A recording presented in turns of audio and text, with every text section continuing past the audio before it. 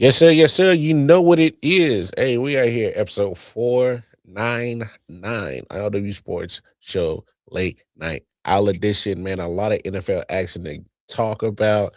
I mean, the divisional round, we're going to recap it, give our takes on it. Championship weekend is this weekend. Hey, it's going to be dope. AFC, NFC championship weekend. Hey, some coaches. I know Randy's excited to talk about the new hire up in up there in East Rutherford. So I know we'll talk about that, all that and more. So hey man, we appreciate y'all tuning in. Hey man, let's get to it. Let's go. Yeah, Solid Hill TDS, what's up? Yeah, come on. I.O.W Sports Network, late night edition. Let's go. Come on. We about to raise the bar. Wild card mark. Everybody grab a seat, cause you know we about to spark. Late night sports talk. Modelo Le Cigar. Man, you don't wanna start. Wild card mark. We about to raise the bar. Wild card mark. Everybody grab a seat, cause you know we about to spark. Late night sports talk. Modelo Le Cigar. Man, you don't wanna start. Wild card mark. Hey. L Boogie with the hot flame, ashtray full of top names, little tree for your membrane. This the 9-hour time frame. I just snatched up a 6-pack, got my hands on a lid pack, whipping up a little batch of snacks. Yeah man, I think I'm all set. Late night, can't sleep, go ahead and just tap in. Better grab you a cold one, and we about to get some laughs in. Wild card on the microphone, he'll hit you with a couple flurries. Y'all need to just strap in for some entertainment sports commentary. We about to raise the bar. Wild card mark. Everybody grab a seat, cause you know we about to spark. Late night sports talk. Modelo Le Cigar. Man, you don't wanna start. Wild card mark. We about to raise the bar. Wild card mark. Yes, sir. Yes, sir. You know what it is, man. Hey, thank y'all for tuning in. Appreciate y'all. Appreciate y'all. Y'all know what it is. Your man Walcott Bar in the building. Hey, my man Randy Weber. I know it's Wednesday, but we're gonna try to give y'all at least a good 45 minutes or a solid hour, some good content. So man, we're not gonna waste no time, man. How you doing, bro, man? What's good? What's good? You muted. Oh, after the Hey, news? Can you hear me? Can you hear me? yeah. You muted yourself. You were so excited that you muted yourself, bro. I know I don't know what to do with my hands. I have all this hope. It's crazy. Do it. Yeah, no, how I'm doing, I'm feeling hopeful. I'm feeling vigilant. Well, you know what? Let's not waste no time. So, hey, man, talk about it, man. Obviously there's been a lot of coaching situations that's going on. People getting fired, getting hired. Um, so let's start with John Harbaugh. I think he was one of the first dominoes, if not the first domino to fall on the coaching carousel. You big blue, go blue Giants, the New York Football Giants, and a Super Bowl winning head coach in John Harbaugh. Man, talk about it, man. Oh, it's the best news that has happened in the Giants world probably since like the Eli years. I mean, and it's just the coaching has been consistently terrible since Tom Coughlin. We had that one really good year with Dayball. Mhm. I still am hot and cold on Dayball. I think he did some things well and some things very badly, but certainly not this caliber of coach. He was never going to be the one that's leading like a consistent top team. And we have someone who is now. The coordinators Kafka and Bowen both needed to go. Uh, Todd Monken might be replacing Kafka, and I'm all hyped about that. I don't know who's going to be the defensive coordinator, but one of the reasons why I really like this is because outside of the Ravens, because the Ravens and I mean now the Bills, which we'll talk about, beside from those two teams, we would be I think the next team to be very appealing in terms of the roster you already have. You already have a quarterback that looks good. You have Cam Scadaboo.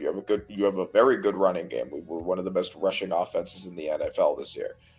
Between Dart, Scadaboo, and Tracy, we have Malik Neighbors, we don't know who they're going to be drafting at 5. My ideal pick would be Carnell Tate. If so, then you have a great receiving core right there between Neighbors, Tate, and Robinson. Y'all don't get some damn O-line and stop playing, man. Well, okay, the tackle situation is good, and you wouldn't normally pick a guard at 5. So I'm cool picking a guard in the top of the second. But regardless, the O-line has been better. It was one of the better ones. We were 4th in pass blocking efficiency this past year when Thomas and Illuminor were both in the lineup. I think that we have interior O-line issues, but this is the best O-line structure we've had in a very long time. Oh no, I was just being funny. No, you're absolutely okay. You definitely like you get you a guard like later in the first, high second. Like you don't not at 5.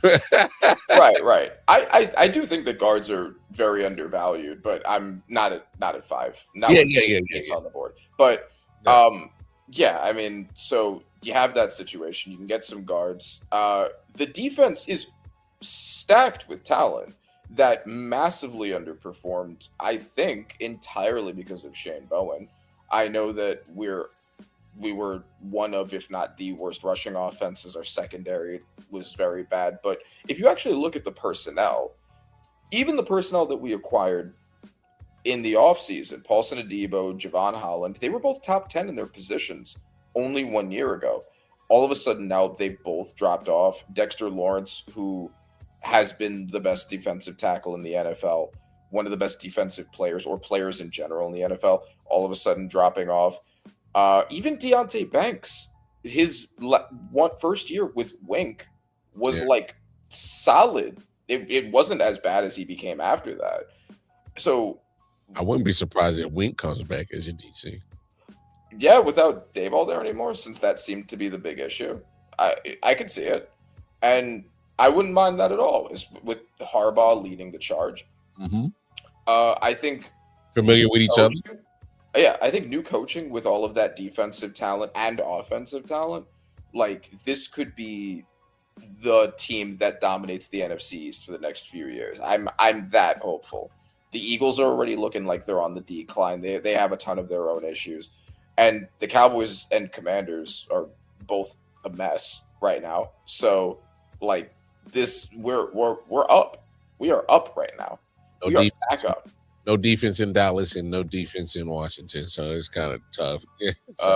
Yeah. So you got all of that, and then I believe, and I know that it was rumored that he was asking for this. I haven't seen all of the full details on his contract, but I think that one of the deals with him was that he wanted to pick his own GM, and if he picks his own GM, then Joe Shane is finally gone, and if Joe Shane is finally gone, we are up. He said we up. We are up, bro. Hey, so we out here. No, you should feel good.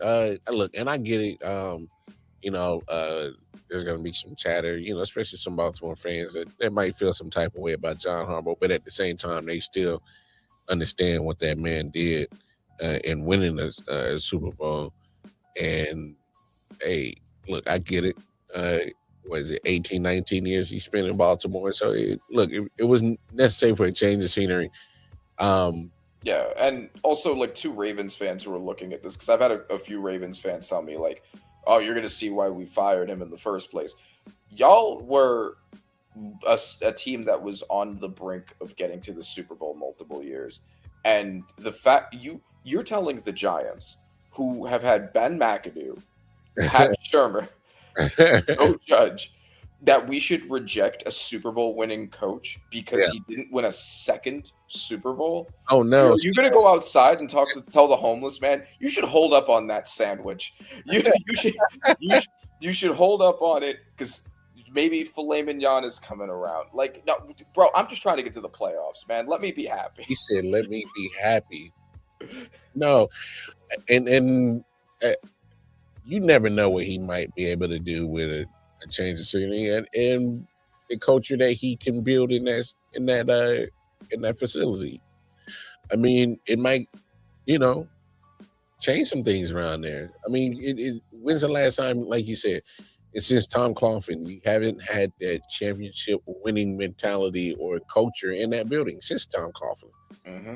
So, because he does have that championship caliber resume and culture that he's built in Baltimore, hey, who knows what he could bring?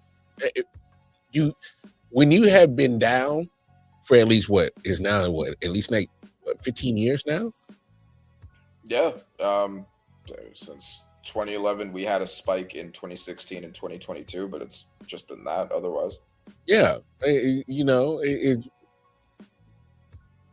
hey, it's time to turn it back around. Like, you can't get a young guy to do this. You can't get a first-time coach to do this.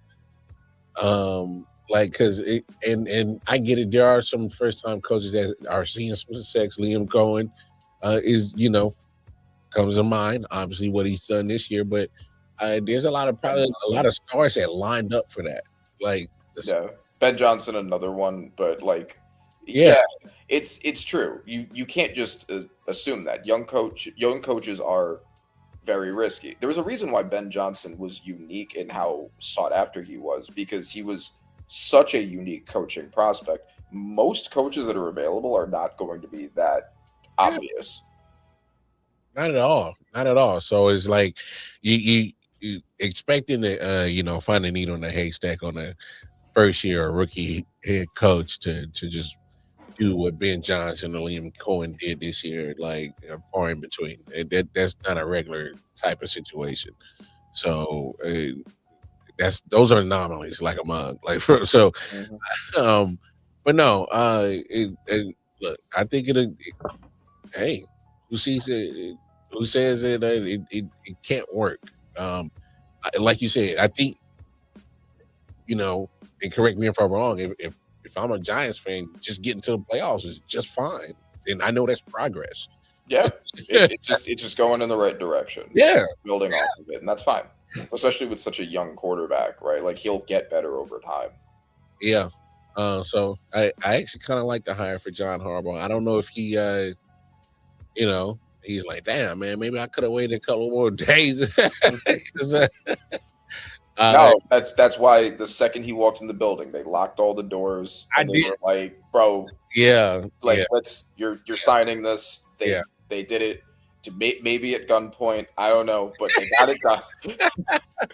And that's the kind of aggression that I need. Ain't no lie. It was like, once I saw that he was doing the interview, I was like, they're not gonna let him leave that building.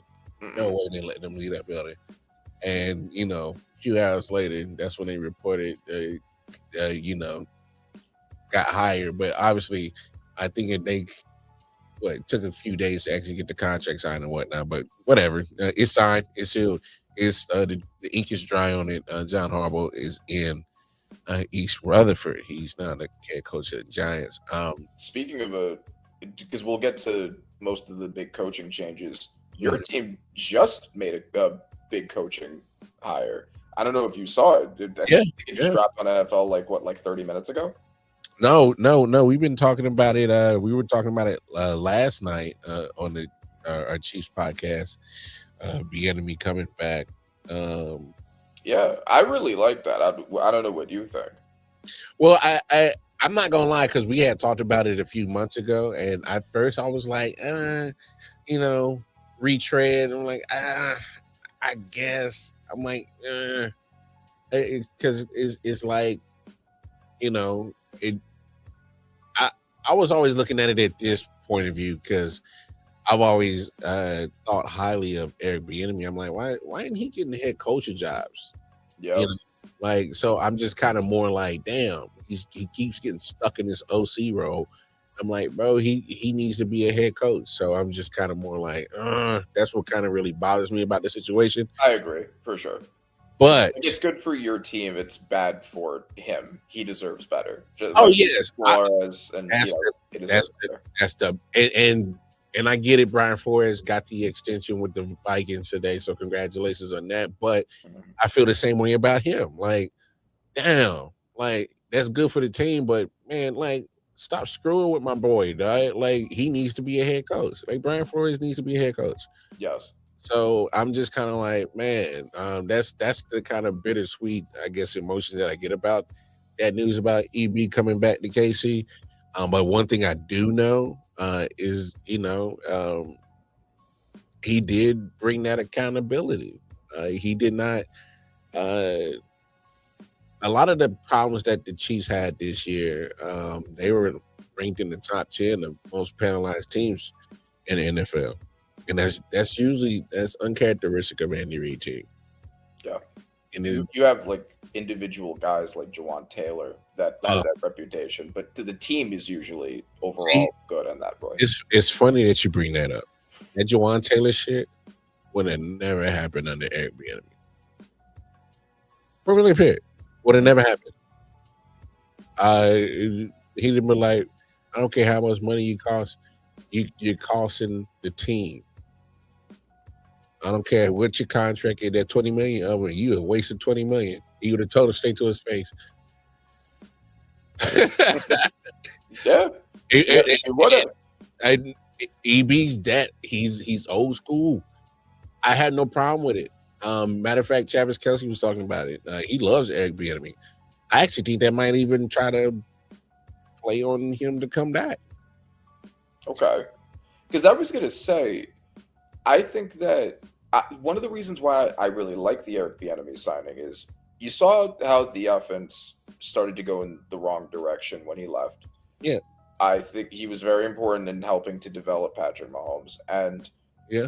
I think that going back to what worked, in my mind, if I was running the Chiefs, I would look at that and be like, okay, what is the formula that's worked for us? Eric Bieniemy, big part of that. hmm A star tight end for Patrick Mahomes, a big body mismatched tight end.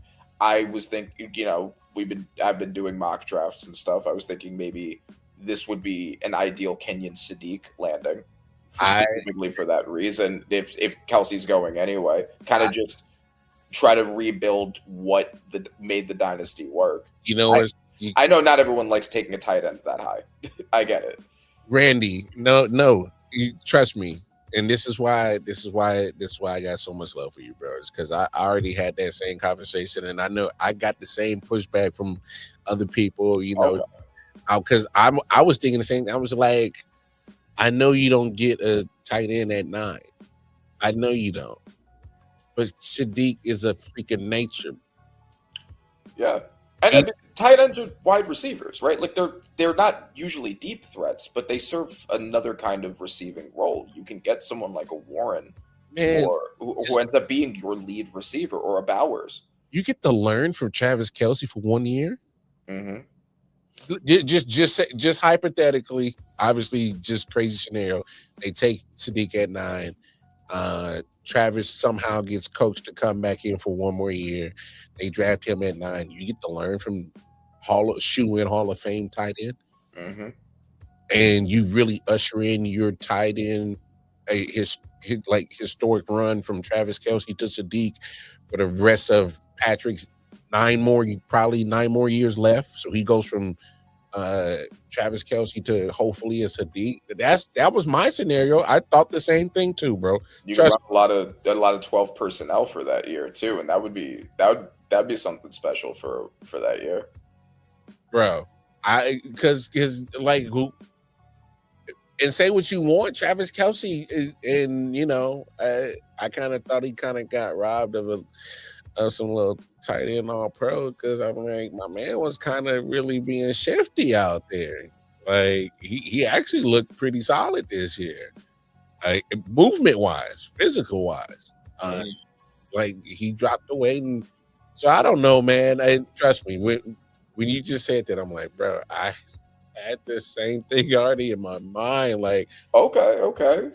Because here's some of the people that, and not to get off topic, some of the things that I want for the Chiefs. Obviously, I need an edge rusher.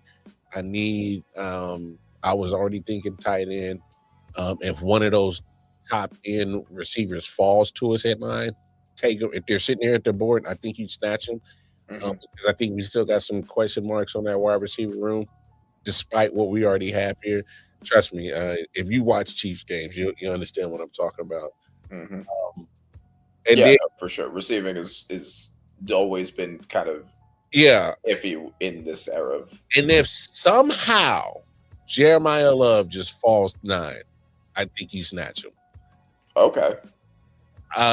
Because our running game wasn't great, and I will say this: our running backs were more productive under Eric Bieniemy. So imagine he gets his hands on Jeremiah Love, and that helps Patrick Mahomes. That's what really bothers me with some of the things that with the organization, and it seems like I'm being like a brat because we got 3 Super Bowls, and I partly I kind of am. But I think Eric Bieniemy is going to force him, and shout out to Chris Uno Cero. He was on the Chiefs podcast with us. He was like, Eric Bieniemy is going to force Andy to run the ball, because that's what Eric Bieniemy does. He's not afraid to, hey man, come on, let's switch it up. Let's get the running game going or something. And imagine Jeremiah Love back there that can help extend the life of Patrick Mahomes. He's not taking in all the bruising and beating and not all the workload of the offensive game plan. Come on, man. If you give my man Patrick Mahomes a 1,200-yard rusher year in and year out for the next 5-6 years, oh my God. Load up the trophy case, goddammit. I'm just being for real. So Okay. So those are just kind of my thoughts for draft wise for the Chiefs, but we'll see. But yeah, man, this coaching carousel was crazy. I did like the John Harbaugh going to your Giants. I know a lot of people looked at Kevin Stefanski, that hire in Atlanta, kind of funny. I always kind of looked at it this way when I saw that hiring. They're going to keep Jeff Ulbrich, the D coordinator, so that was smart. But with Kevin Stefanski, hey, he's a 2-time coach of the year, and he can get some offense going. So imagine if he can get this offense going. Yeah, it's another pretty appealing roster, and first of all, I do think that it's funny and ironic that he leaves the Shador Sanders team to go to Deion Sanders' team.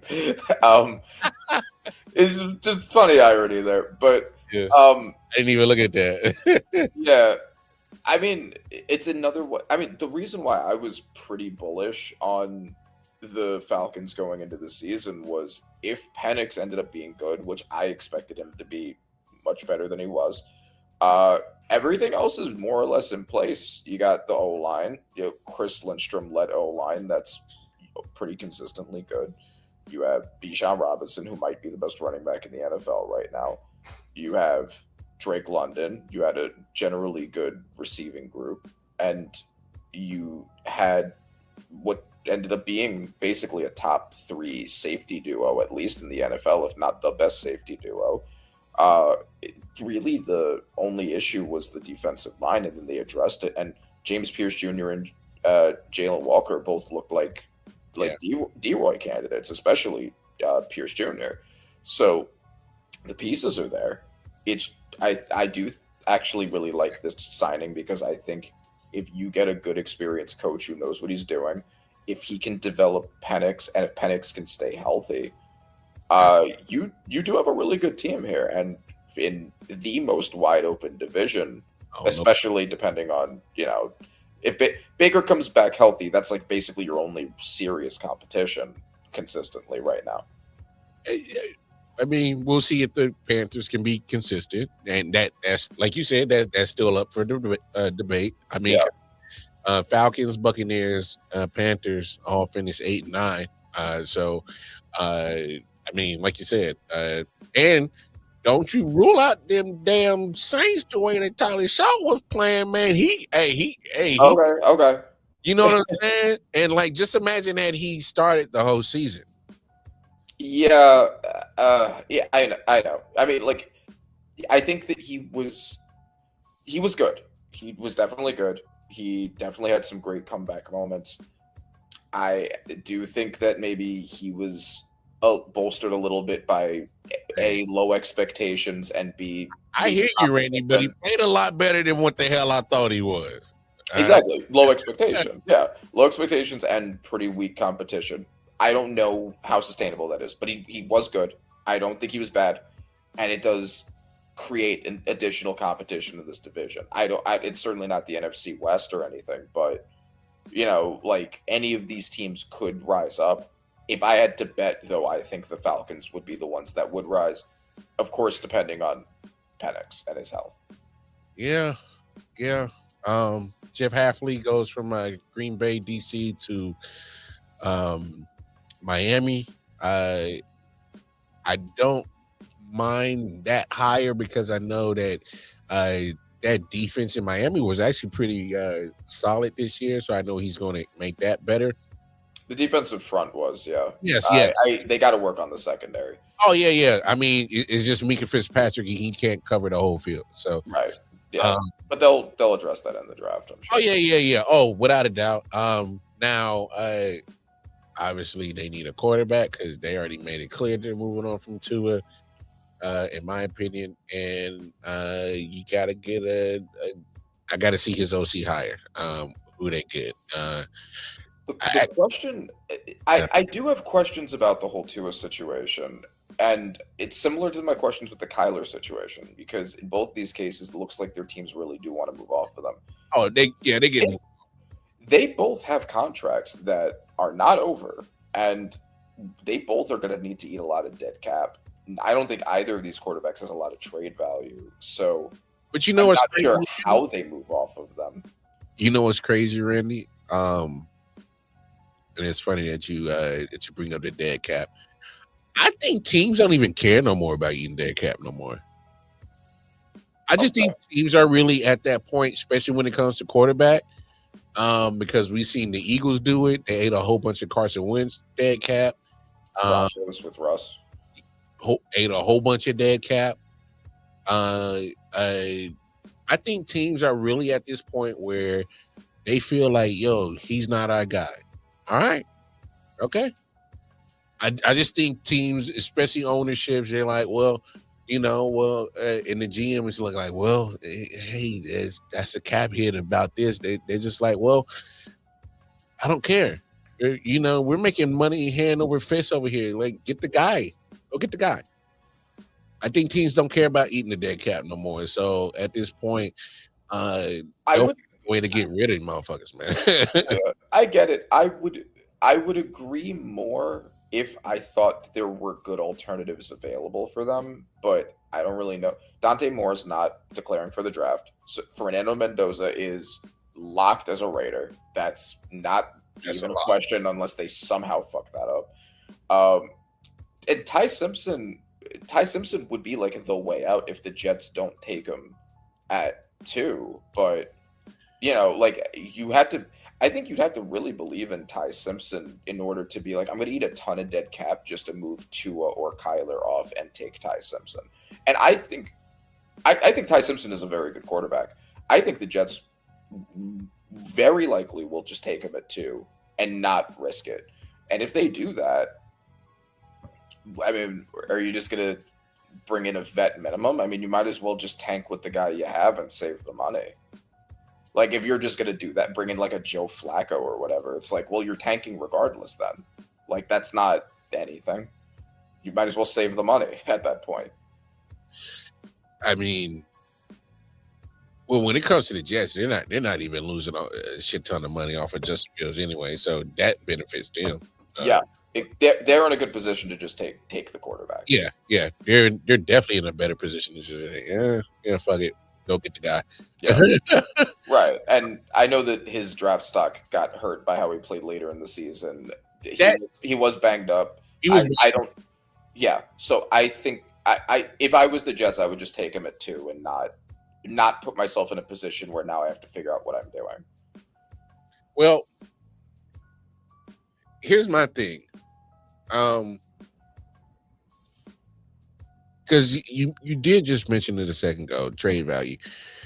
I don't see, unfortunately, is athletic, gifted that Kyler Murray is. He's like damn near probably like God. You like damn near gave him like attribute 99 on the whole like stat sheet. All right. I mean, gifted when it comes to being just an athlete. He's just under 6 foot. Yeah. And it's not helping him because he can be as gifted as he is when it comes to athleticism. It's not getting him out of being able to do the things as a quarterback that needs to get done in the NFL. He's struggling. Point blank period. Especially when it comes to durability. Down the stretch of a 17-game season, and they're going to start moving in to 18 when they decide to vote it in soon in the next couple of years. He's not making it through this season. He wasn't making it through 16. He's not making it through 17. So, like, yeah, right. It's going to be hard to find somebody still going to, because obviously the NFL is the second chance opportunities for, number 1 overall picks. And somebody's going to try to resurrect his career. I can fix him. I can fix him. And they'll fleece, and then Arizona fleece a first out of somebody because it's a quarterback. Mm-hmm. Yeah, I mean, they could. The Steelers are always an option since they're not really in a position to get a quarterback again. So maybe they're like, let's see what we can do with him. And I don't think that's a bad landing spot for him. You get him some more receiver help outside of just DK, and he might be able to do something over there. I'm sorry, DK's overrated for me. I mean, maybe at this point in his career, I still like DK, but I just always thought he's just a big muscle bound, like just go route guy. Maybe throw some slants every now and then, hella speed, but besides the slant and the go route, I'm like, that's pretty much. It is. I just the mismatch ability that he creates. How many corners really can consistently cover him? Like just because of the size. Yeah, but him catching the ball is 50-50 in those mismatch situations. Yeah. I don't disagree. That's true. That's why I'm just like. But also, I mean, the biggest problem with him is just that they're probably not going to have him for that much longer. He's old. Like he's not a long-term solution. I still think that he's good, but he's A, not a long-term solution, and B, can't be your only receiver of any quality at all. Yeah. Aside from like your tight end, like even when he's the 3 or 4 games a year you get from him. Yeah. I say this now that Jeff Hafley's been hired in Miami. Obviously, he needs to make that decision if Tua needs to stick around or not, because that was Mike McDaniel's call, or that could have been owner's call. We'll see. But I will say this: whoever they decide to hire in Arizona, because they still haven't hired their guy yet, that'd obviously be his decision if Kyler Murray's worth keeping or moving off of. A lot of crazy situations like that. I thought I'd never see the day that Baltimore Ravens and Buffalo Bills job would be open right now. So that's crazy right now. Yeah. So, and I'll talk about that, the Bills, especially when we get to the divisional round games. I am also surprised, and I mean, there's been a lot of conversation why McDermott and not Bean, and I can't help but agree that seems like Bean is the one that, if anyone was supposed to go from that situation, it would be him. Yeah. Uh, I mean, it's not McDermott's fault that they never replaced Diggs. It's not McDermott's fault that Bean is so worried about other people's opinions and so sensitive that he calls it on radio shows to argue with radio hosts who are like, "Hey, why don't we have a receiver?" Like, I don't know. I thought McDermott was doing a fine job. I didn't look at that game, and we'll talk about the problems with that game, but I didn't look at that game and think that was a terrible play calling job. You know, that this is terrible talent development. That's why they lost this. So I don't know. I think that McDermott was kind of used as a sacrificial lamb there, and I don't know if moving off of him was the right idea. We'll see who they end up getting. Yeah. Yeah. This is about as good a time to need a head coach as you will have, but I don't know if they're going to find a better one.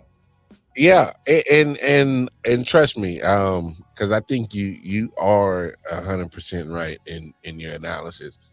I definitely agree with the part that I think Brandon Bean, the GM, definitely needs to holster a lot of some of this blame on why the Bills never got over the hump, because if McDermott is reported saying that this was not a team that was built to win a championship, he wasn't lying.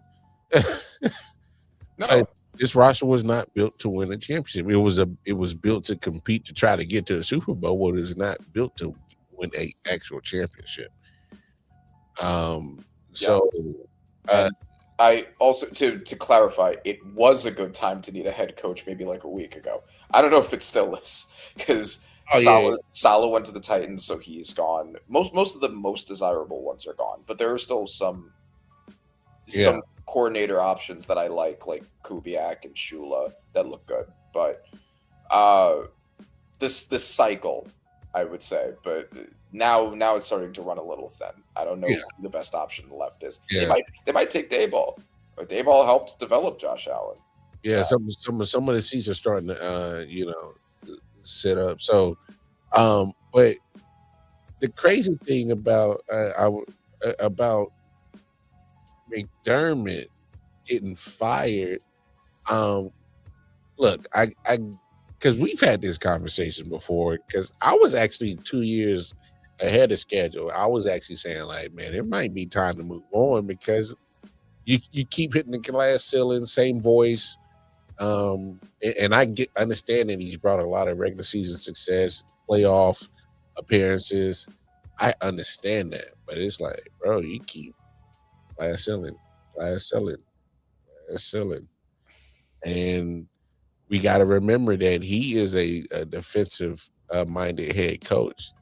Like, defensive side of the ball was his forte, and there were times where his defense was just not good. And yes, Brandon Bean is part of that problem, because he was getting old past their prime ass defenders. They're old and slow. Mm-hmm. Yeah, Joey Bosa, which ended up being a solid 1 year cheap addition, tying for the lead in forced fumbles, looking like a comeback player of the year candidate. But I mean, this 1 year, you're not signing him again. He's going to be 31. So what, I don't know, what did that really do in the long term? Like, you need to develop people. The rush defense, the rushing defense, one of the worst in the NFL. And this is something that I was thinking about with the whole Bills thing. People forget that the Bills are not a very well-run organization.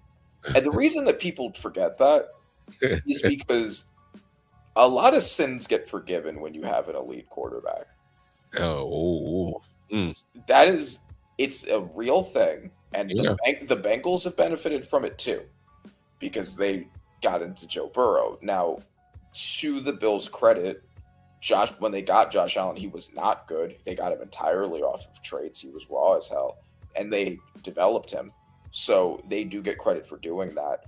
But having an elite quarterback show up on your team does make people forget how bad an organization is run. And like the Bills have never been a well-run organization. And there are some teams where it just seems like things always work out for them, and there are other teams where it seems like nothing ever works out for them. Like I think the Patriots and the Seahawks is like the organizations, things just seem to work out for them. Mm-hmm. And then you look at a team like the Jets, where it's like, or the Browns, where it's like nothing they do works ever. So just even if it seems smart on paper, like the Aaron Rodgers stuff that the Jets were doing and the way the defense looked, all it just fell apart. Just curse, I guess. And then they're the Bills, and it's just like, which organization are they actually more like in terms of their operation and processing? It's like they're not really more like the Patriots and Seahawks. They're more like the Jets and Browns. At least they're closer to it, but they happen to have an elite quarterback, so they get to the playoffs. They get to championship games, and it's like, okay, we've kind of forgotten that there's a lot wrong with the way the team is run, and that's why they haven't gone even further. Bengals, same thing.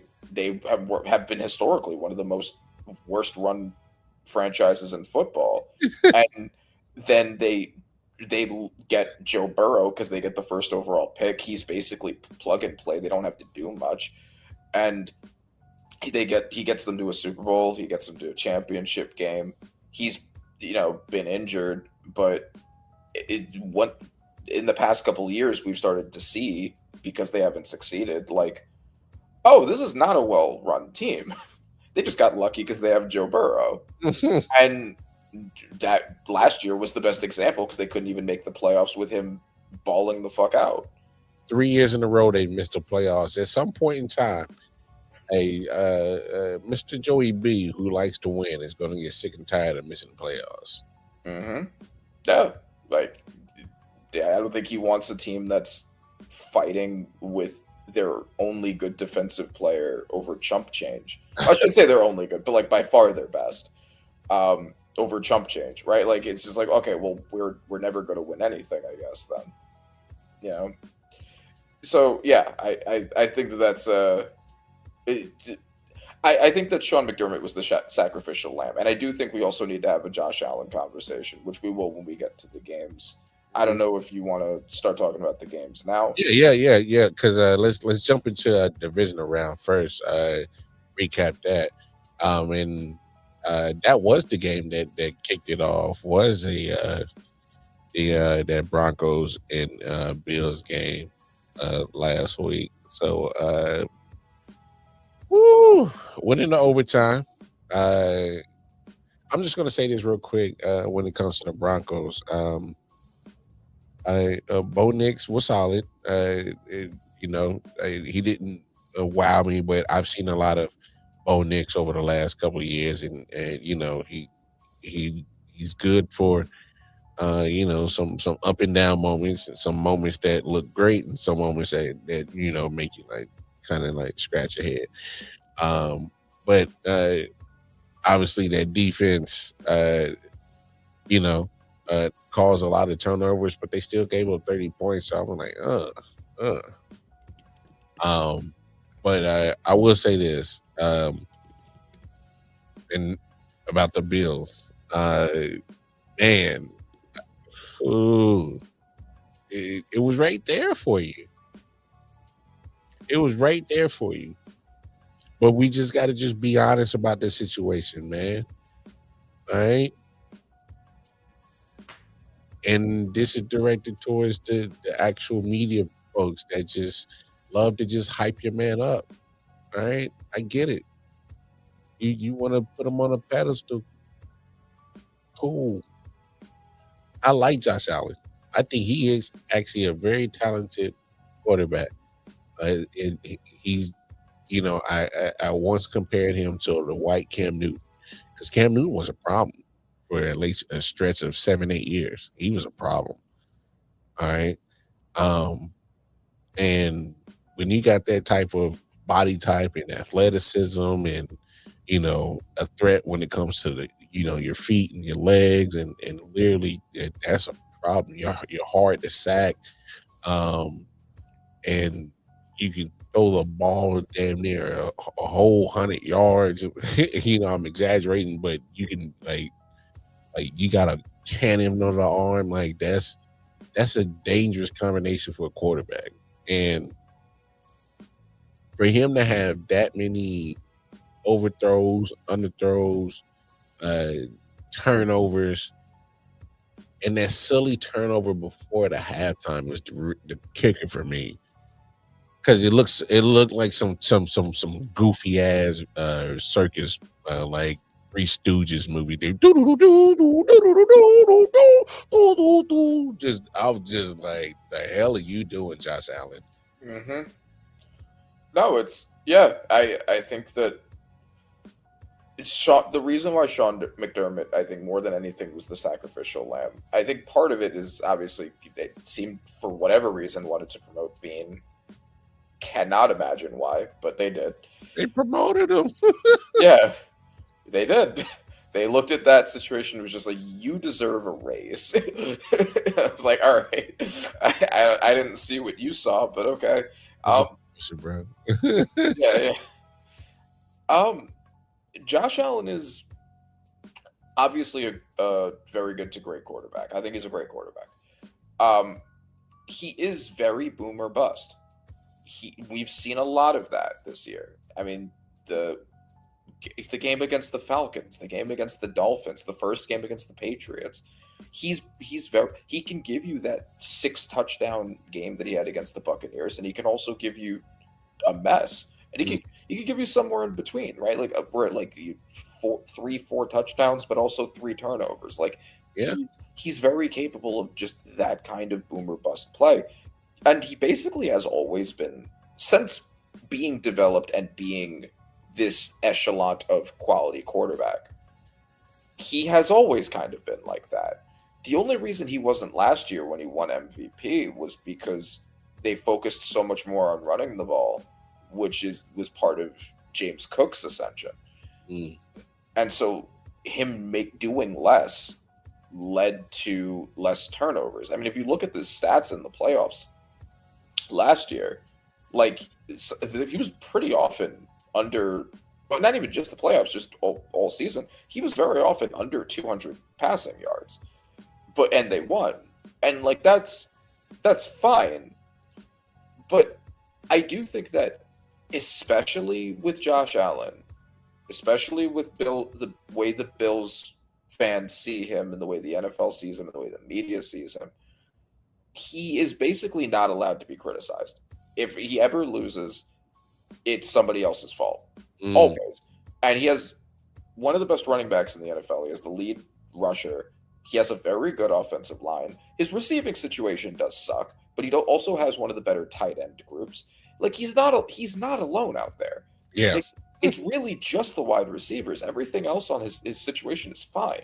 Pretty solid, yeah.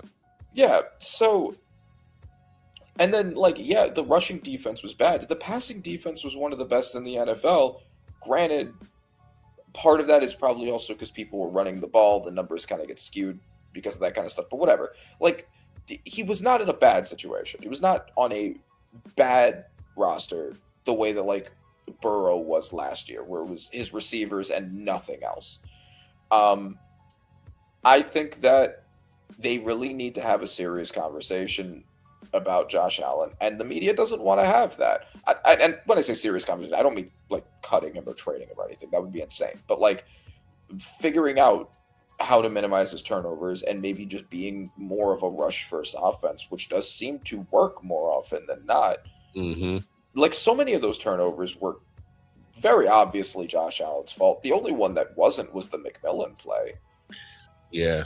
And I also want to know what you think of that. What do you think of that call and also the PI calls at the end? I'll say this. So the interception, that last one, the McMillan play, the next day they had a play in the Rams and Bears game where I can't remember who the person. I think it was Devontae, where he kind of made a catch and uh, the defender had almost kind of did the same thing that McMillan did and got his arms in there and took the ball away, but the receiver's body is on the ground. Uh, and they called that a catch in the Rams game. And I was like, whoa, you got to go back to the night before and call that the same way. If you call it an interception the night before, you got to call it an interception now. So, again, here we are in 2026 as a calendar year, but 2025 season, where we have no idea what the hell a catch is. We have no idea what it is because the refs don't know what it is. Yeah. Because they're not referencing it as a what is a catch.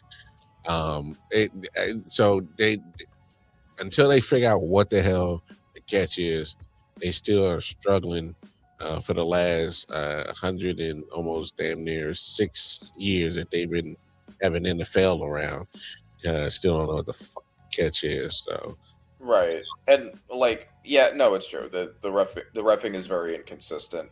I don't even necessarily, both with the McMillan play and also with the 2 PI calls, I don't necessarily look at them and be like, that is egregious, right? Like, I think you could look at them and be like, it's gray area enough where I can understand in all of those cases why they went the way they did.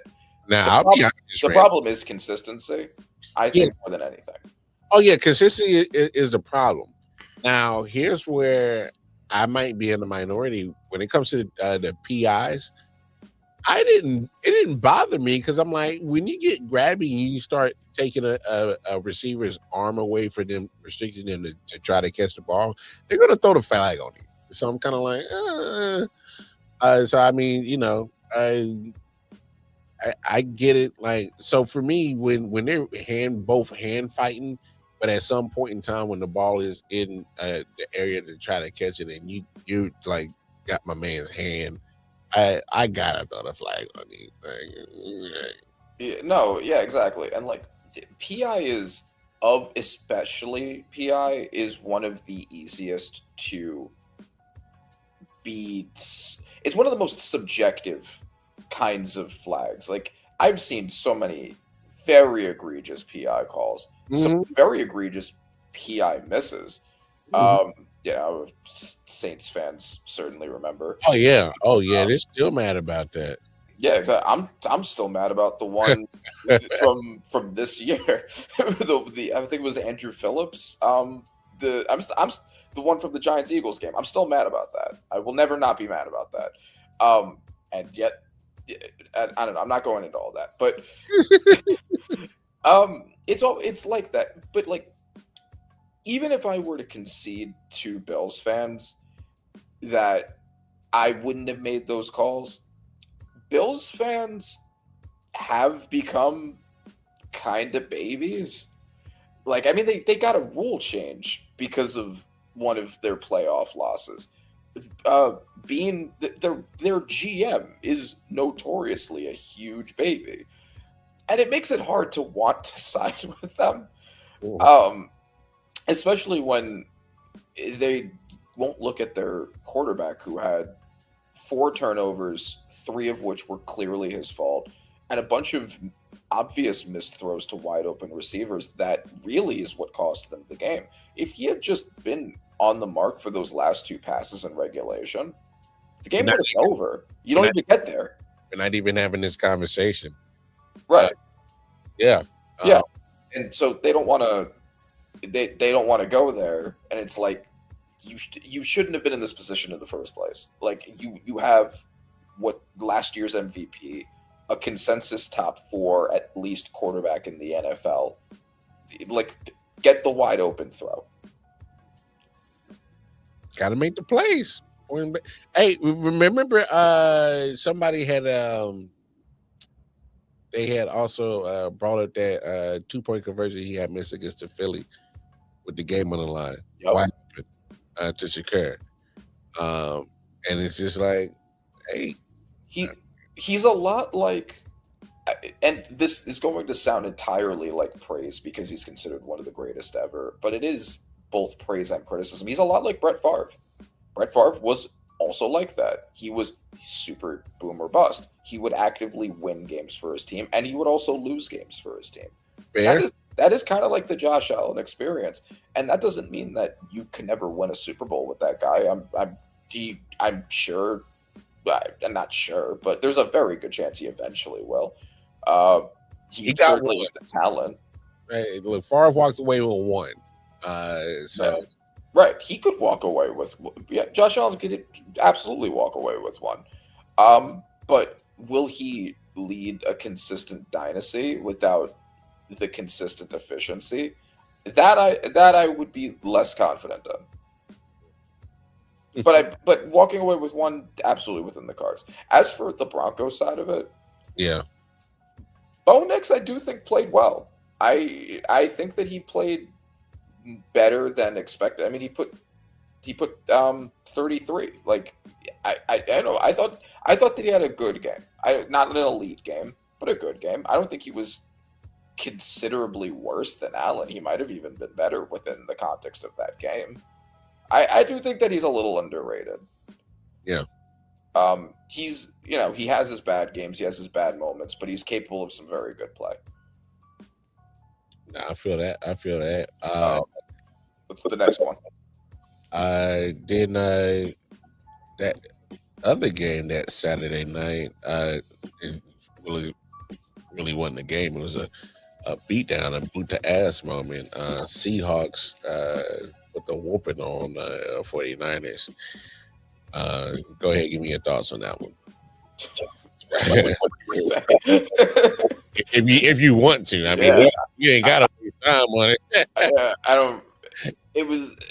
I guess my only real thoughts on it is this was kind of supposed to happen much earlier than it did for the 49ers. Yeah. Considering all the injuries they had. The fact that it finally happened in the divisional round of the playoffs is a huge testament to Shanahan. And also a huge middle finger to the Eagles who got beat by that team. So I love that.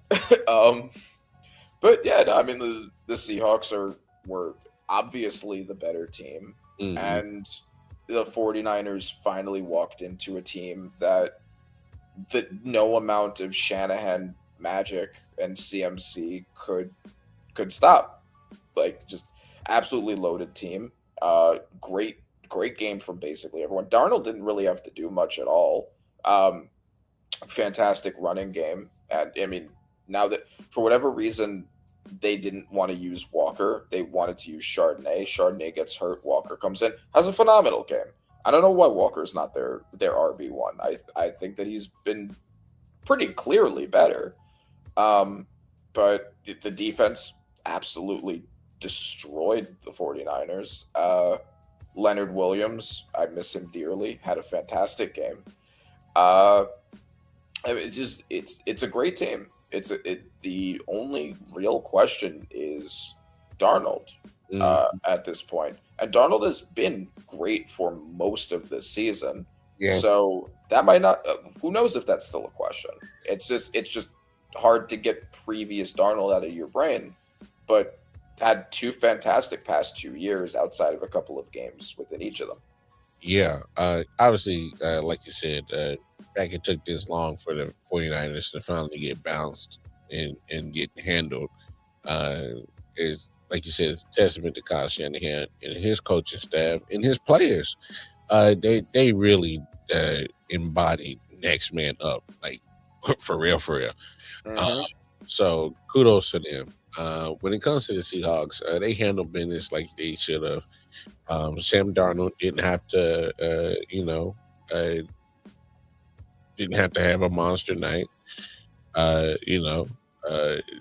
Only had 17 attempts, so had a touchdown.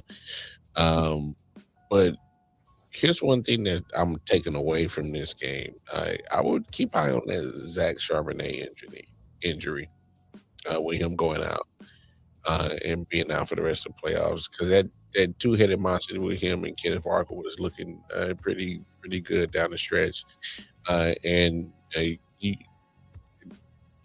he'll be missed on that championship Sunday. Zach Charbonnet.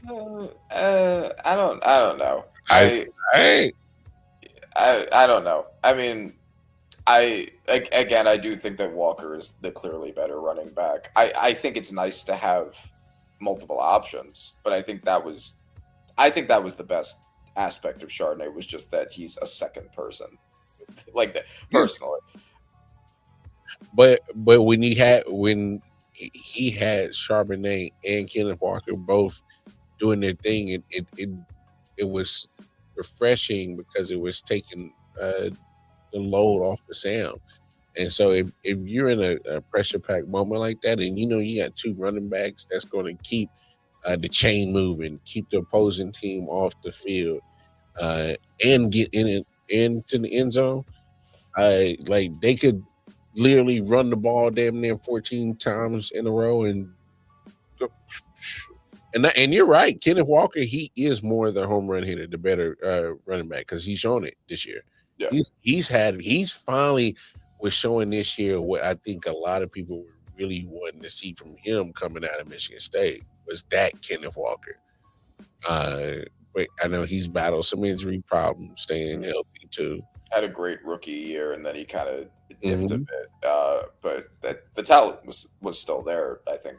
At least yeah, show it.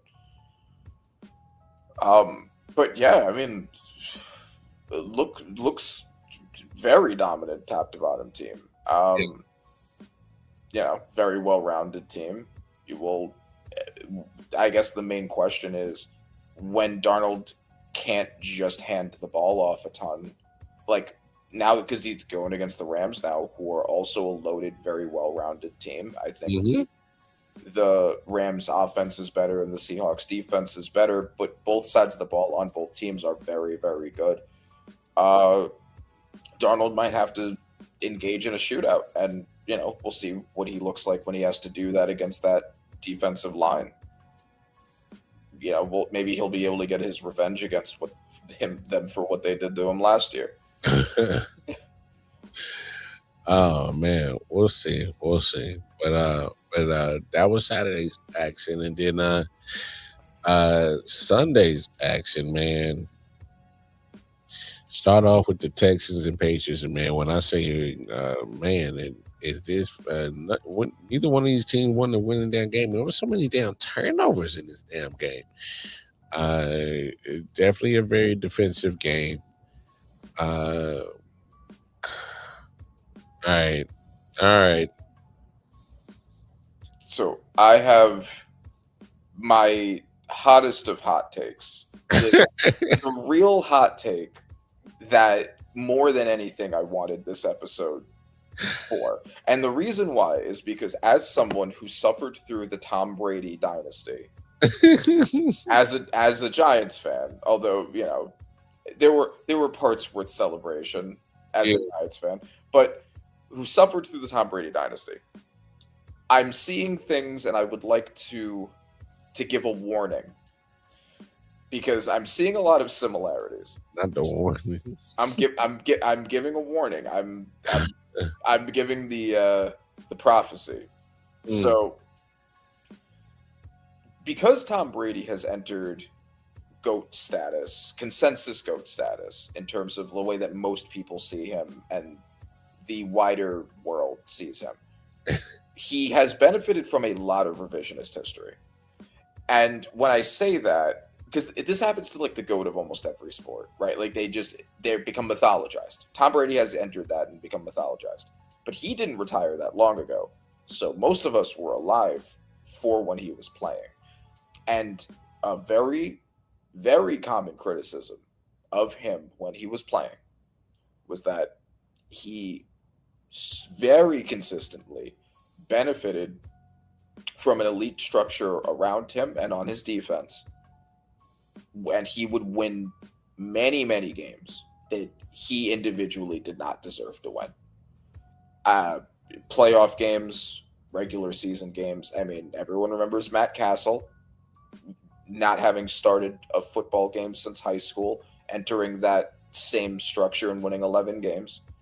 And I say, as a Chiefs fan, I'm sure you remember the Super Bowl between the Chiefs and the Buccaneers, where Patrick Mahomes set a record for most pressures within a Super Bowl with his offensive line. That defense was destroying the number one defense in the NFL.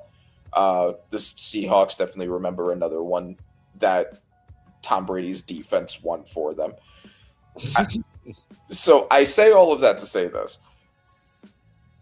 Are you not seeing a potentially familiar pattern with the Patriots recently? Oh, Lord. So the regular season, they benefit from the easiest schedule of the 21st century. Yes, he said that. Oh, it is. Like, statistically, it is the easiest schedule of the 21st century that they had in the regular season.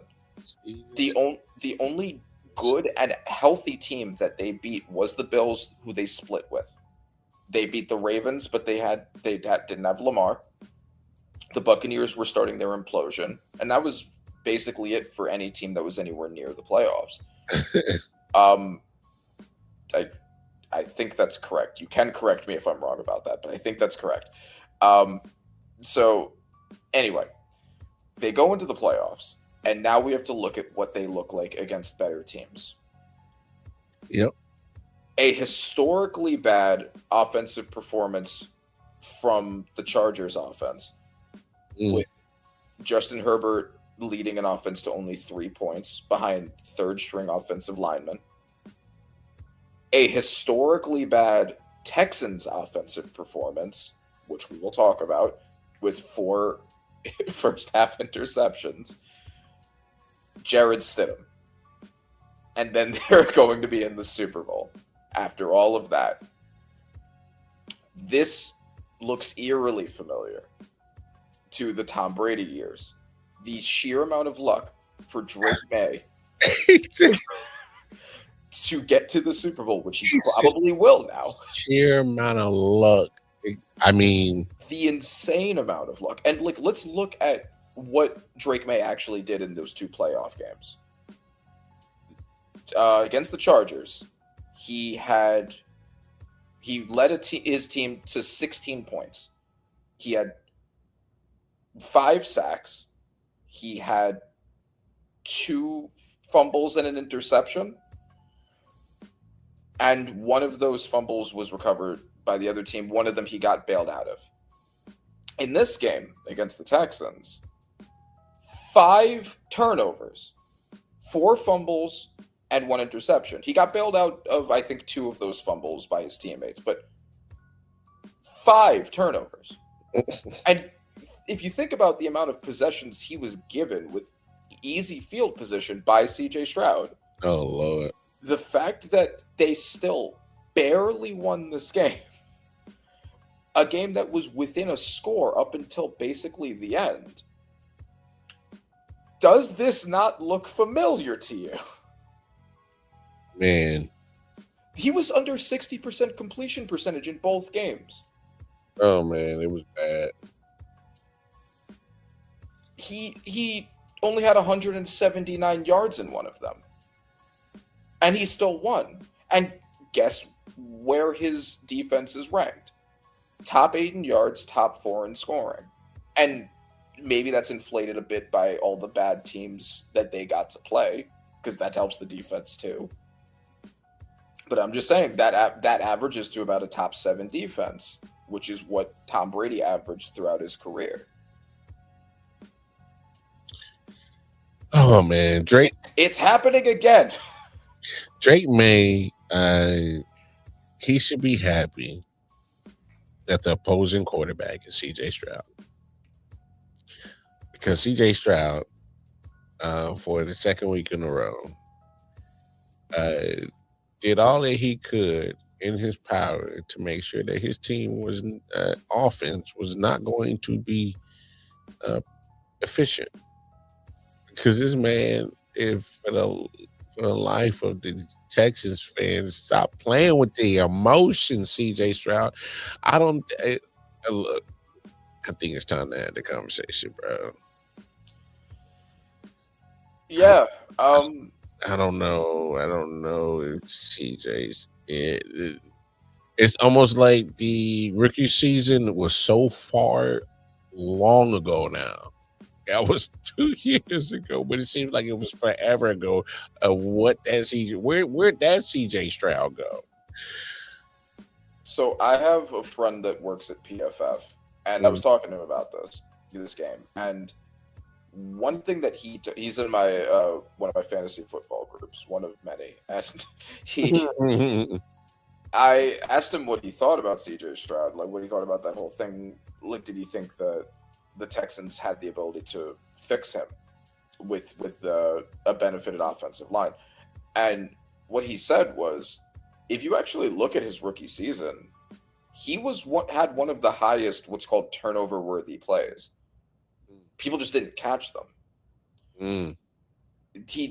He had some of the highest turnover worthy plays, but also some of the lowest interceptions because they would just bounce off players' hands.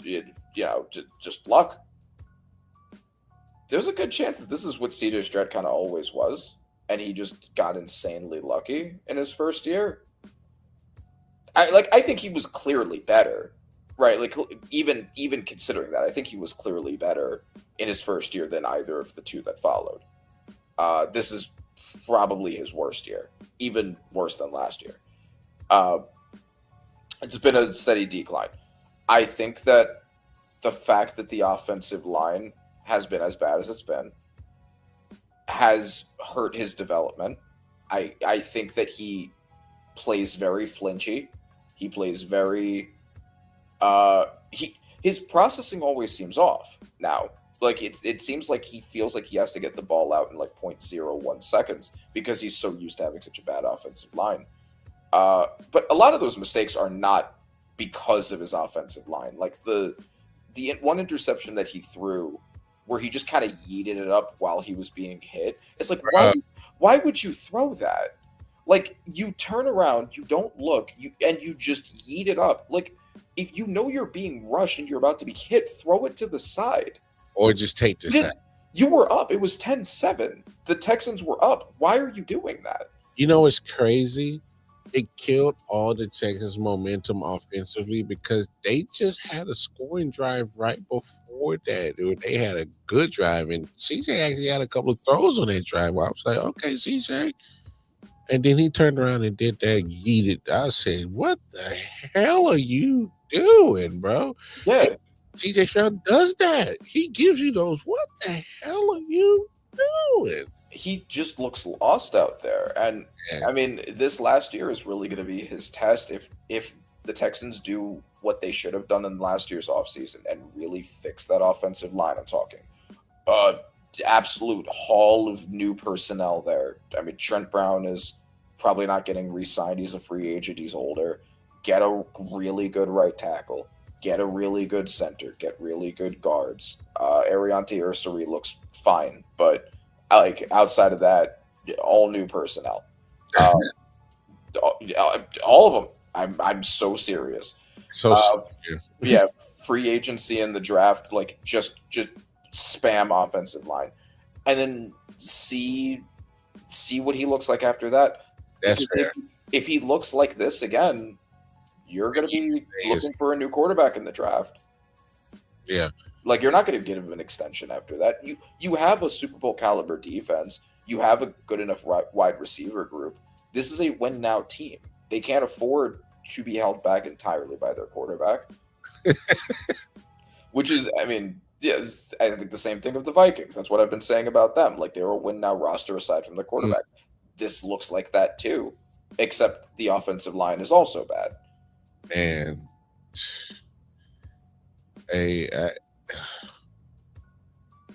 it's so crazy that CJ Stroud has literally just wasted a Super Bowl caliber defense. And they were doing their part. They were trying to score.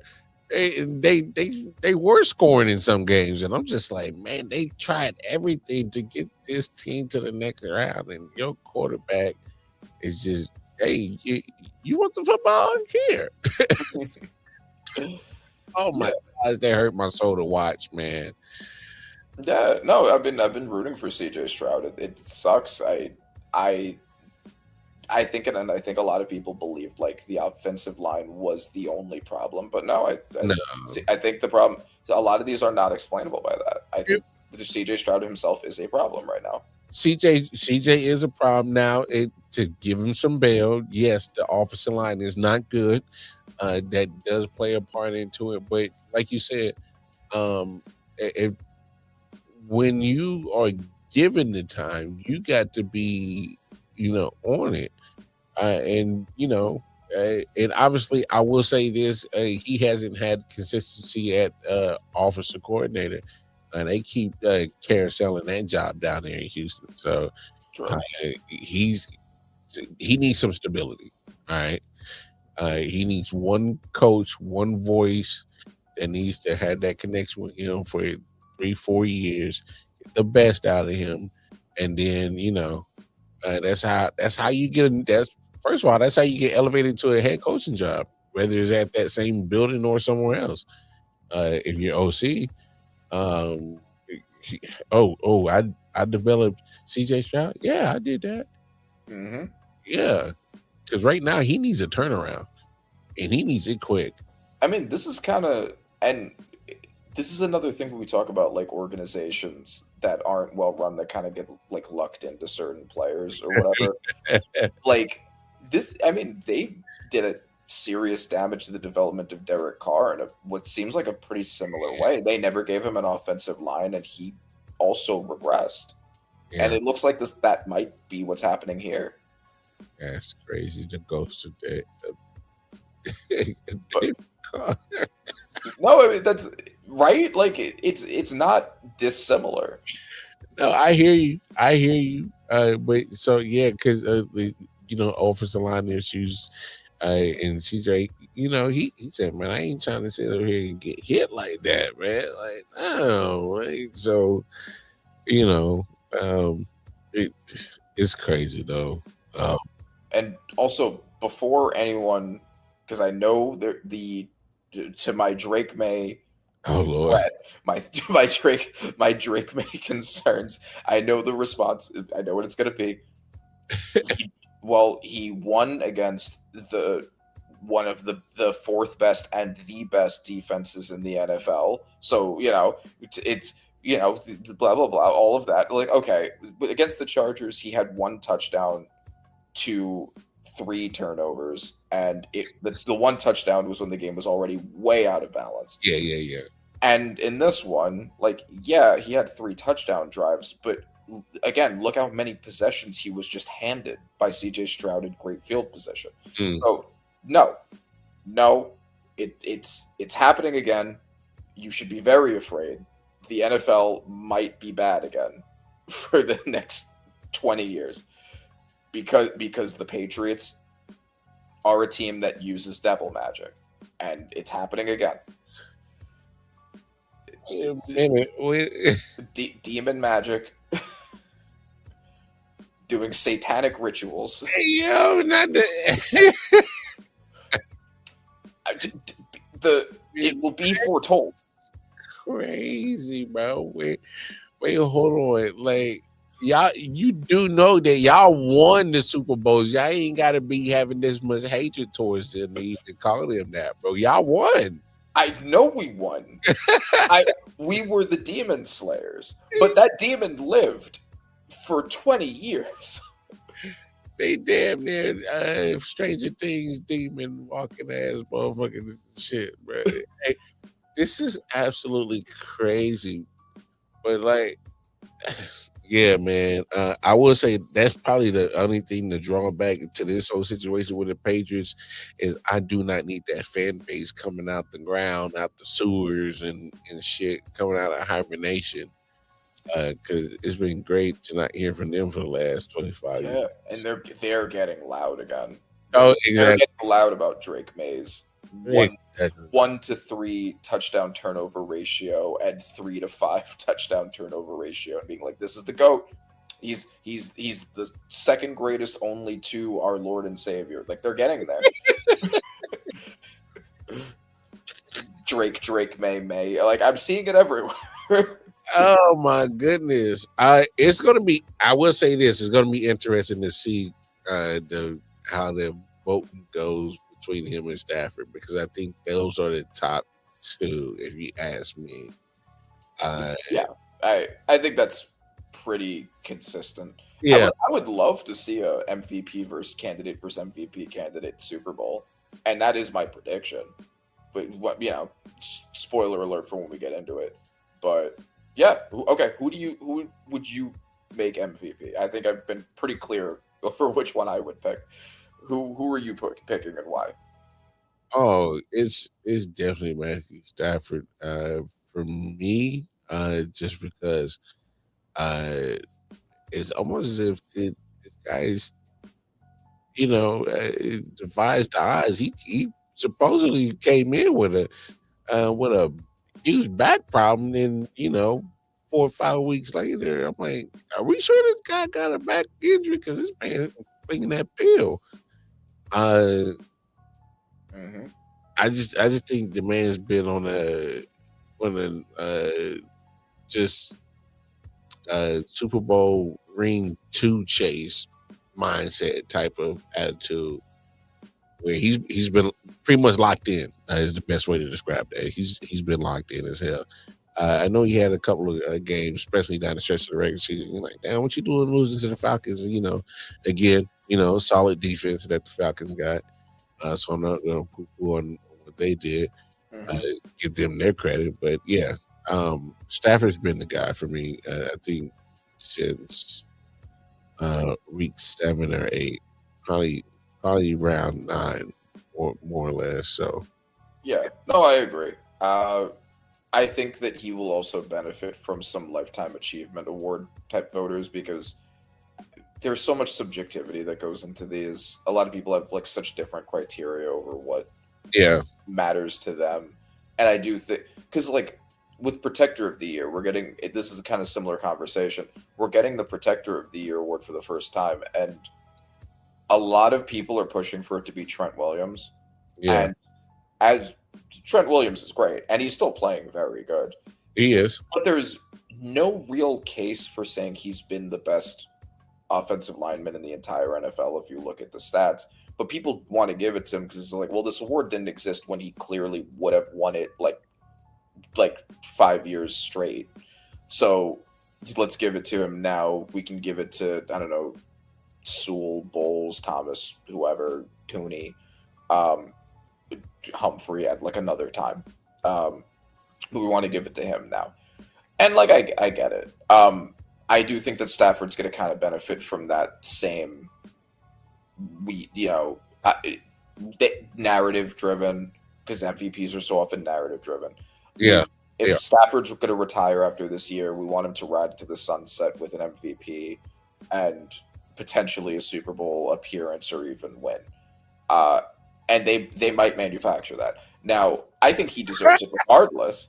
I think that if he won it, it would be the correct call anyway. But I do think he will benefit from that aspect of it. Manufactured or not, he's the best candidate. Yes. Exactly. No, you got a point. And speaking of Matthew Stafford, man, that game between the Rams and the Bears, man, I absolutely enjoyed that football game, man. Absolutely enjoyed that. So just to be fair, that's how I roll. I think Caleb Williams made some great plays, but you can't make those boneheaded plays in the crunch time. Can't do that. Right. That interception was bad. He really just kind of just whoop. Right. So, and it's funny because the Rams won the game, but I feel like there's much more conversation about the Bears. Even though they lost, there's more to talk about with them. The Rams played a steady-ish game. Stafford didn't have a great game because the defense really did hold him. Uh, but he played, he didn't turn the ball over. He played efficient football, and that was enough to get the job done in this case. Yeah. Caleb, after last week when I had said he had one of the best throws I've ever seen in my life, that throw, yeah, from last week where his feet were wrapped up and he was falling and he got the first down pass off to I believe Loveland. The pass to tie the game in regulation is probably the greatest pass I've ever seen, and I can't say that hyperbolically. Like, I don't want to say that hyperbolically.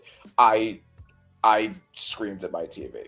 I screamed what the fuck at my TV. I'll keep it 100p. I was like, what the fuck?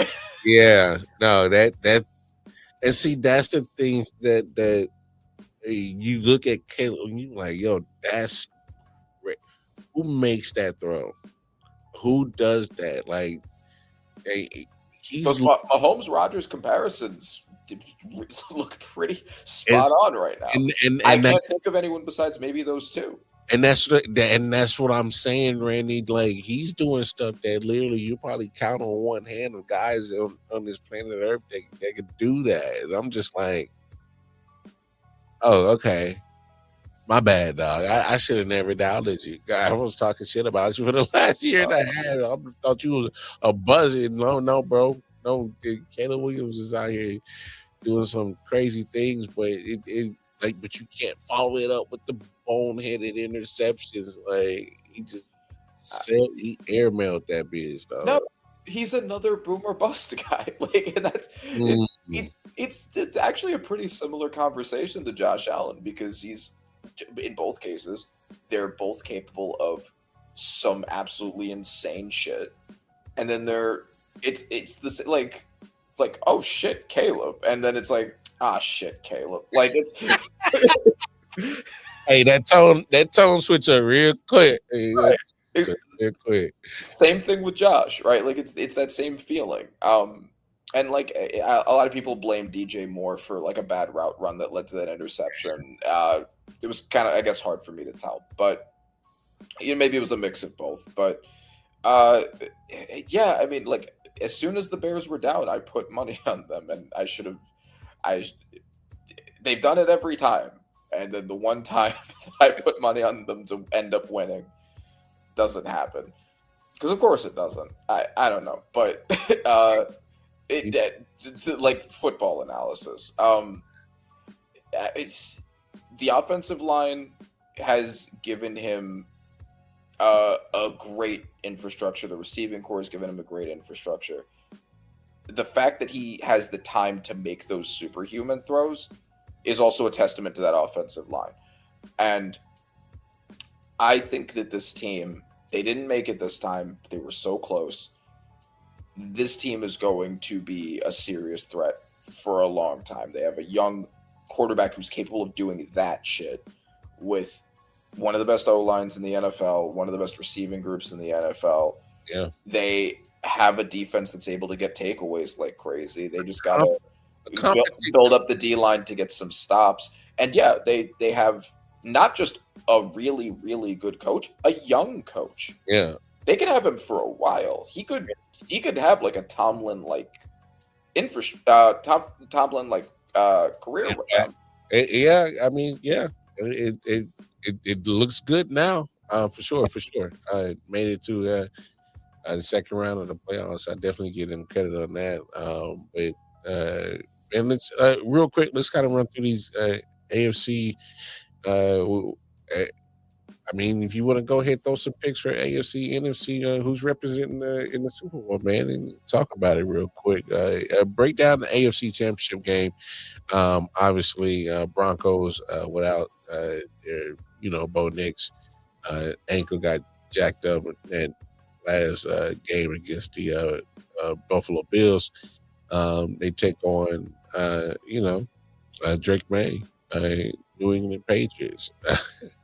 So man, aforementioned Satan magic. I know, right? Yeah, Jared is starting for the Broncos in this game because, of course, that's what would happen next. Yeah, I mean the Patriots are undoubtedly going to. Well, not undoubtedly. We could get a super random Jared Stidham masterclass a la Nick Foles. Don't do that. Don't speak that in existence, bro. Don't do that. Oh, I'm speaking that because I would be so happy if that happened. I don't think it will, but oh damn, wouldn't it be great? Yeah, I mean like the Patriots are the very very heavy favorites because Jared Stidham is out. I think that if Jared Stidham plays well, because there's been the whole system quarterback, you're uplifted by your own line and defense narrative around Bo Nix. Sometimes he's deserved that. Sometimes he hasn't deserved that. This is going to be a test for that narrative. Like, how much do we actually believe in Bo Nix? Is it really him? I think it is really him. But if Jared Stidham balls out, we'll have to look at that. With like, is it just another Sean Payton masterclass? We'll see. But yeah, Patriots are the favorites there because of the quarterback. Rams and Seahawks is, I think, the more interesting game. And the reason it's the more interesting game is we've seen both of these teams, again, who are absolutely loaded with talent on both sides of the ball. We've seen them both beat each other in the regular season. This is the rubber match. And I am inclined to say the Rams win because I think that because the defenses are both great, the receiving groups are both great, the running backs are both good, the offensive lines have both been pretty good. I know that the Seahawks have had sometimes some issues here and there, but much better than last year. I think that it really just comes down to which quarterback do I trust more, and I trust Stafford more than Darnold.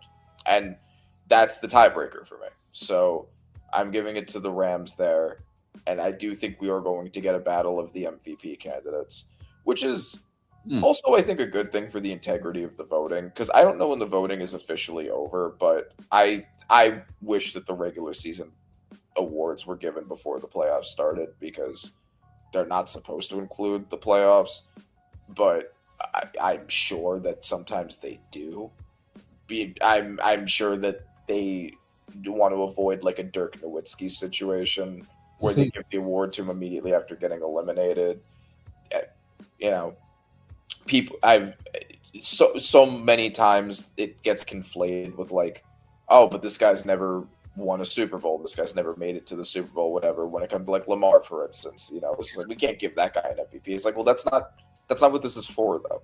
Yeah. So because they're literally giving out that MVP literally the night before the weekend of the Super Bowl. So right. So if Stafford and May are going against each other in the Super Bowl, then at least it both the intrigue of that and also like, well, this couldn't have influenced your vote because they're both here.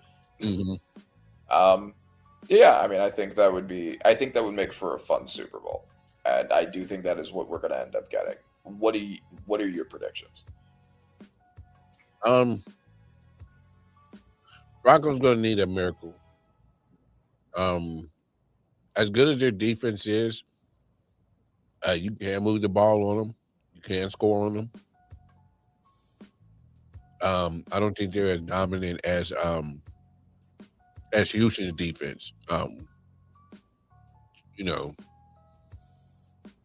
So even Bo Nix, had he been able to play or didn't get injured, it's still been rough sledding. But he would have made a couple plays here and there. So you do lose that capability right there. Jared Stidham, I don't know how the hell he's still around in the league, but I guess every team needs some backup. So, yeah. Good luck with that. If he wasn't going against a Patriots defense that's actually pretty solid in themselves, and they're playing underrated. You know, Mike Vrabel. I mean, you know, he was going to have the defense, right? So, I don't like Jarrett Stidham's chances. So, I won't be surprised if Patriots win by double digits in this joint, because that Broncos defense at some point is going to get worn down. Yeah. In as much as I brag or bust Josh McDaniels' chops, I think he's a little goofy. I don't think he's silly enough not to take advantage of. All right, let's just try to do our best to just run the ball and get these dogs tired. Because at some point they're gonna have to cave in. Because they got Jarrett Stidham, bro. Yeah. Right, exactly. It's like he's not doing much. Just keep the defense on the field for a while and just get them tired. Exactly. So Patriots, we're gonna have to hear that crap from them. Patriots zombies coming out the woodwork. I'm a Patriots fan since 2001. Okay. Right. Yeah. They slowly take the Chiefs hat off, put the Patriots hat back on. But yeah, NFC, man, I just think Stafford's playing on another level, man. So I think we get a rematch of Rams and Patriots. Was it Super Bowl 53? But had it been, they had Jared Goff at that point in time. So Stafford's going like, nah, man, this is how you should have done it. So, well, we can get more than 3 points. Yeah. But yeah, man. So I'm seeing Rams Patriots, man. Rams Patriots. So yeah, man. Hey, man, Randy, appreciate you, man. Always enjoy chopping it up with you, man. Appreciate you tapping in on not our typical Tuesday, but on a Wednesday. Here we are, man. So man, I appreciate you, my brother, man. Yeah, no, 100% happy to be here. No doubt. Other than that, if you need some audio needs, you can tap in with Randy Panther on Acid on Instagram. You can tap in with me personally, KC Wildcard on Twitter. Follow me and all the other stuff that I got going on, projects and whatnot. Hey, and I.O.W Source Network, man. We appreciate y'all. Show some love, some support. Hit that like, share, subscribe button. You dig? All right? Because support is free, and we appreciate y'all. But other than that, man, we'll holler at y'all, man. Go enjoy some good weekend of football. Stay warm here in certain areas because I know we about to get hit with some snow. So make sure you hit the stove and don't take all the milk and eggs and bread as if that's a way to survive. What happens when the power goes out, fool? Anyway, hey, take care of yourselves. Take care of each other. We out. I'll let y'all. Peace. Yeah. Silent Hill TDS, what's up? Yeah, come on. I.O.W Sports Network, late night edition. Let's go. Come on. We about to raise the bar. Wild card mark. Everybody grab a seat, cause you know we about to spark. Late night sports talk. Modelo Le Cigar. Man, you don't wanna start. Wild card mark. We about to raise